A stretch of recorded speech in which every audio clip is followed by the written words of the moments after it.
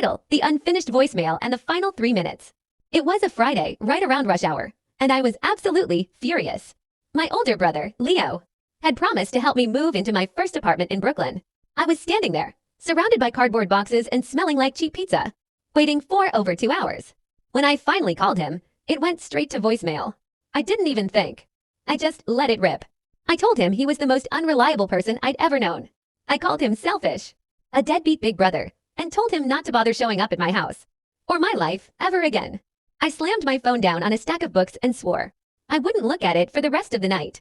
I wanted him to stew in that guilt. I woke up the next morning to the sun hitting the hardwood floor, feeling a little bad about what I'd said. I figured I'd call him, offer a half-hearted apology, and we'd grab some burgers. But when I picked up my phone, there were 14 missed calls from my mom. My stomach did a slow, sickening somersault. She told me that Leo was driving over when a drunk driver ran a red light on the expressway. The paramedics said it was instant. I sat on the edge of my unrolled mattress, my hands shaking so hard I could barely unlock the screen.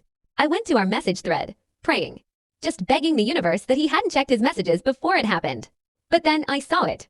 I had sent that voicemail at 6:14 p.m. The police report said the accident happened at 6:17.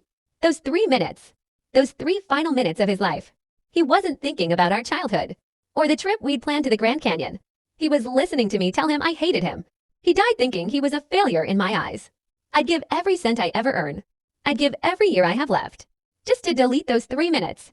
If you're sitting there right now, holding on to some stupid argument because your pride is too big to swallow, please drop it. Call them. Tell them they matter. Because I'm sorry doesn't work when there's nobody left to hear it. I sat on the edge of my unrolled mattress, my hands shaking so hard I could barely unlock the screen. I went to our message thread, praying, just begging the universe that he hadn't checked his messages before it happened.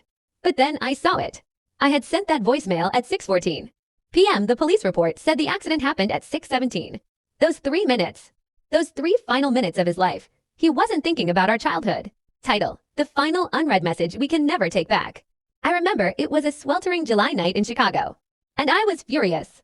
My brother, Leo, had borrowed my car again without asking, leaving me stranded at work for the 3rd time that month. I sat on that curb, sweat dripping down my neck, and typed out the most toxic, hateful message I could muster. I called him a loser, a drain on the family, and told him to never show his face at my apartment again. I hit send, tossed my phone in my bag, and took a 40-minute bus ride home, just fuming. I wanted him to feel the sting of my silence. I woke up at 6 a.m. to my mom pounding on my front door. Her face was gray. She told me there was a hit and run on the expressway near midnight. Leo was changing a flat tire on the shoulder when a drunk driver drifted over. He didn't make it to the hospital. When I finally checked my phone, my stomach turned to lead. My message was marked as read at 11-50-2, just 8 minutes before the 911 call went out. The last thing my brother ever heard from me was that I didn't want. If you're sick on a petty grudge or apology that hasn't come, just pick up. Don't let your last word. You'll spend a lifetime because tomorrow is never a